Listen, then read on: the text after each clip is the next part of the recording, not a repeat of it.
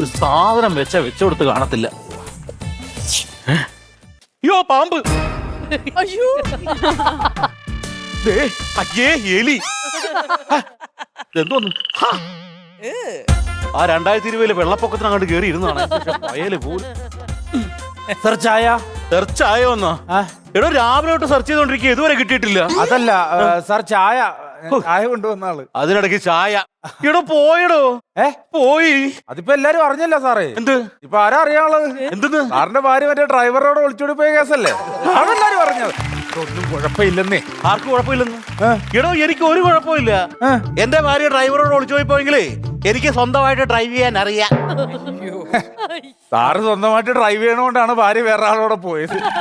അല്ല അതൊന്നും കുഴപ്പമില്ല. സാറ് ചായ കുടി. അയ്യോ തിളച്ച ചായ. ഇവിടെ ഈ ഗ്യാസിന് ഇത്രയും ക്ഷാമമുള്ള സമയത്ത് താനെങ്ങനെയാണ് ഇത്രയും ചൂടുള്ള ചായ ഒക്കെ ഉണ്ടാക്കുന്നത്? ഇപ്പൊ അങ്ങനെ വലിയ പ്രശ്നങ്ങളൊന്നും ഇല്ലല്ലോ. പിന്നെ നമ്മളൊരു പാത്രത്തിൽ തേയില ഇടുന്നു, പഞ്ചസാര ഇടുന്നു, പാലൊഴിക്കുന്നു, നമ്മൾ നേരെ വെയിലത്ത് കാണിക്കുന്നു. നല്ല ചൂടല്ലേ, തിളച്ചു കിട്ടും. നല്ല കാലാവസ്ഥയല്ലേ, സാഹചര്യം തന്നെ മുതലെടുക്കുക. അത് തന്നെ. സാറേ പിന്നെ ഓംലെറ്റ് ചോദിക്കരുതേ. എന്താ? ഇല്ല സാറ്, ഞാൻ കുറച്ച് പച്ചമുട്ട മേടിച്ചു വെച്ചിട്ട് എല്ലാം പുഴുങ്ങിയിരിക്കുക ഈ ചൂട് കൊണ്ടേ. അപ്പൊ മൊത്തത്തിൽ ചൂടിന് 2 സാധനം അടിച്ചില്ലെങ്കിൽ നമ്മൾ വെറുതെ ചീഞ്ഞു പോകും. നിന്ന് ഒഴുകുക. മറ്റേ കാര്യം ഒന്ന് സഹായിച്ചു തന്നെ. എന്ത്? ഞാൻ എത്ര നാളായി സാർ അവിടെ ആ റെയിൽവേ സ്റ്റേഷന്റെ സൈഡിൽ എനിക്ക് ഒരു 5 സെന്റ് സ്ഥലം ഉണ്ടല്ലോ. ആ സ്ഥലത്തിന്റെ പട്ടയം തന്നു കഴിഞ്ഞാൽ ഞാൻ അവിടെ ഒരു തട്ടുകട നടത്തി അങ്ങ് ജീവിച്ചോളാം. സാർ ഒന്ന് കനിഞ്ഞു കഴിഞ്ഞാല് അത് ശരിയാവും. എന്റെ പൊന്നു ഗോപാലിങ്ങ വന്നേ, ഇങ്ങോട്ട് വന്ന്. എന്താ സാർ? ഇവിടെ താൻ ഇനി പഴയ പോലെ അങ്ങ് നടക്കേണ്ടി വരത്തില്ല. ഇവിടെ ഇപ്പൊ സർക്കാരിന്റെ പുതിയ ഉത്തരവിറങ്ങാൻ പോവുക. എല്ലാ സർക്കാർ സ്ഥാപനങ്ങളും ഇനി ശനിയാഴ്ച തോറും അവധിയാക്കാൻ തീരുമാനിച്ചിരിക്കുക. ആണോ? അപ്പൊ എന്റെ കാര്യം പെട്ടെന്ന് സാധിക്കും. വെള്ളിയാഴ്ച തന്നെ അങ്ങ് സാധിക്കും. അതല്ല, തന്നെ 6 ദിവസം നടക്കുക എന്നുള്ളത് 5 ദിവസം നടന്നാൽ മതി. എന്നാലും എന്റെ കാലയിൽ ചെരുപ്പ് തെയ്യുമല്ല, ഞാൻ 5 ദിവസം നടക്കണ്ടേ? ഇയാളെ കൊണ്ട് മടുപ്പിന് എല്ലാ സർക്കാർ സ്ഥാപനത്തിൽ ആൾക്കാർ പറയുന്ന ഡയലോഗാ ചെരുപ്പ് തെയ്യാന്ന്. ഇതൊരു ക്ലീഷേ കേട്ടുള്ള കാര്യം ഞാൻ പറഞ്ഞേക്കാം. ഇതുകൊണ്ടാണ് എല്ലാ സർക്കാർ ഓഫീസിന്റെയും പുറത്ത് ഞങ്ങൾ എഴുതി വെച്ചിരിക്കുന്നത് പാദരക്ഷകൾ അഥവാ ചെരുപ്പുകൾ പുറത്തിടുക എന്നുള്ളത്. ഇനി നടന്ന് തേയുന്നുള്ളൊരു പരാതി ഇല്ലല്ലോ. എന്നാലും അത് ശരിയാവില്ല സാറേ, ഭയങ്കര ഇതാ. അത് ഗുണമുണ്ടോ? അതല്ലെന്ന്, ഇപ്പൊ ഈ ശനിയാഴ്ചയും കൂടി അവധിയാക്കുന്നോണ്ടേ ഞങ്ങൾ സർക്കാർ ഉദ്യോഗസ്ഥന്മാർക്ക് വലിയ മെനക്കേടാ. ഇപ്പൊ ഞങ്ങൾക്ക് വരവ് കുറഞ്ഞ് ചെലവ് കൂടുമല്ലയോ. അതങ്ങനെ 2 ദിവസം ലീവ് കിട്ടുമല്ലേ നമുക്ക്? ഇവിടെ ശനിയാഴ്ചയും കൂടി അവധിയാക്കിയ ശനി ഞായറും അവധി. വീട്ടിൽ ഇരിക്കുന്ന പെണ്ണുമ്പിള്ള പറയും സിനിമയ്ക്ക് പോകാം, പാർക്കിൽ പോകാം, ബീച്ചിൽ പോകാം, ഐസ്ക്രീം തിന്നാന്നൊക്കെ.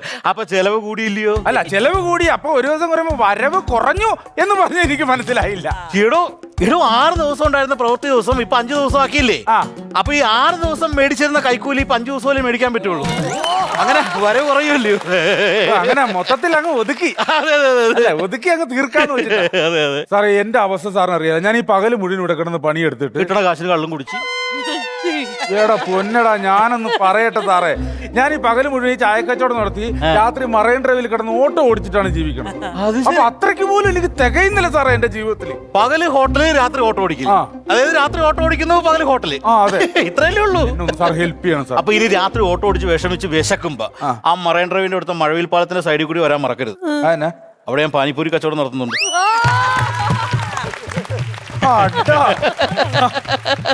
അത് കൊള്ളാം സാറേ. എങ്ങനെയെങ്കിലും സാധിച്ചു തരാൻ പറ്റും സാറേ? എത്ര നാളായിട്ട് കയറി ഇറങ്ങി നടക്കണം, അതുകൊണ്ടാണ് ചോദിക്കണത്. എന്റെ പൊന്നു ഗോപാല, താനൊരു കാര്യം മനസ്സിലാക്കണം. ഇത് സർക്കാർ സ്ഥാപനമാണ്. ഇവിടെ അതിൻ്റെതായ ചില ചിട്ടവട്ടങ്ങളൊക്കെ ഉണ്ട്. അതായത് ഈ സർക്കാർ കാര്യം മുറ പോലെ എന്നൊക്കെ കേട്ടിട്ടില്ലേ? അതുകൊണ്ട് താനൊരു കാര്യം ചെയ്യണം. താനിപ്പോ മേടിക്കാൻ ഉദ്ദേശിക്കുന്ന സ്ഥലമില്ലേ, അതിന്റെ മുന്നാധാരത്തിന്റെ ഒരു 6 ഫോട്ടോസ്റ്റാറ്റ് കോപ്പിയുടെ 3 ഫോട്ടോസ്റ്റാറ്റ് കോപ്പി അറ്റസ്റ്റ് ചെയ്ത് ഇവിടെ കൊണ്ടേപ്പിക്കണം. അതുപോലെ തന്നെ തനിക്ക് ബാധ്യതകളൊന്നും ഇല്ല എന്ന് വില്ലേജ് ഓഫീസർ സൈൻ ചെയ്തത് ബാധ്യതാ സർട്ടിഫിക്കറ്റ്, അതിന്റെ 6 ഫോട്ടോസ്റ്റാറ്റ് കോപ്പിയുടെ 4 ഫോട്ടോസ്റ്റാറ്റ് കോപ്പി ഇവിടെ കൊണ്ടേപ്പിക്കണം. അതോടൊപ്പം തന്നെ തന്റെ ഇതിനു മുമ്പുള്ള സ്ഥലത്തിന് ആ വീടിന്റെ കരമടച്ച രസീതിന്റെ ഒരു 8 ഫോട്ടോസ്റ്റാറ്റ് കോപ്പിയുടെ ഒരു 3 ഫോട്ടോസ്റ്റാറ്റ് കോപ്പിയും കൂടി ഇവിടെ കൊണ്ട് എത്തിച്ചാൽ എത്രയും പെട്ടെന്ന് ശരിയാക്കി തരാം. ഇതൊന്നും നടക്കണ കേസല്ല സാറേ, ഞാൻ പോണത്. ഇത് നടത്തി തരാൻ പറ്റുമോ? ഒരു ജീവിത മാർഗമാണ് ചോദിക്കണത്. എന്ത്? അതായത് ഇതൊക്കെ ഇടിപിടിന്ന് നടക്കണ കാര്യമല്ല. പക്ഷെ ഞാൻ ഇടിപിടി നടത്തി തരാം. ഇത് ഇത്രയും ബുദ്ധിമുട്ടൊന്നുമില്ല. ഇവിടെ നാളെ തന്നെ നടത്തി തരാം. പക്ഷെ ഒറ്റ കേസ്, 500-ന്റെ ഒരു 20-25 നോട്ട് കൃത്യമായിട്ട് ചുരുട്ടി കൊണ്ട് ആ ഫയലിന്റെ ഇടയിൽ കൊണ്ട് വെച്ചാൽ നാളെ തന്നെ എഴുതി ഒപ്പിട്ട് റെഡിയാക്കി തന്നേക്കാം. നടക്കണ കേസല്ല സാറേ. എന്താ സാറേ ഒരു മനുഷ്യൻ, ഞാനൊരു സാധാരണപ്പെട്ട മനുഷ്യനില്ലെങ്കിൽ വന്നേ. നമ്മൾ അങ്ങോട്ടും ഇല്ല ഇങ്ങോട്ടും ഇല്ല. ഞാൻ ഒരു 500-ന്റെ നോട്ട് അവിടെ കൊണ്ട് വയ്ക്കും. അപ്പൊ ബാക്കി ഫോട്ടോ സ്റ്റാറ്റ് അതെന്നാ? അത് മതി സാറേ ഒന്ന് സഹായിച്ചു സാറേ അങ്ങനെയല്ലേ നമ്മൾ ചെയ്യും പിന്നെ എന്നെ അല്ല പിടിക്കും സാറിനെ പിടിക്കും സാർ കൈക്കൂലി മേടിക്കണ കാര്യമൊക്കെ എല്ലാവർക്കും മനസ്സിലായി ഇപ്പൊ നാട്ടുകാരും രാഷ്ട്രീയക്കാരെ കൂടെ ഇങ്ങോട്ട് വരുന്നുണ്ട് വരട്ടെ സാർ പിടിക്കും ഞാൻ എന്താണ് എതിര് നിൽക്കുക എടോ എല്ലാം ഞാൻ റെഡിയാക്കി തരാം. എന്ത് മറ്റേ ഫോട്ടോസ്റ്റാറ്റ് ഇല്ലാണ്ട് തരുമോ എനിക്ക് നാളെ തന്നെ സൈൻ ചെയ്ത് തന്നേക്കാം. സൈൻ ചെയ്ത് തരുമോ ഞാൻ സാറിന്റെ ഇവിടുത്തെ സ്റ്റാഫായിട്ട് ഒറിജിനൽ കൊണ്ടുവന്നെ ഒറിജിനൽ 500-ന്റെ അയ്യ ഫോട്ടോസ്റ്റാറ്റ്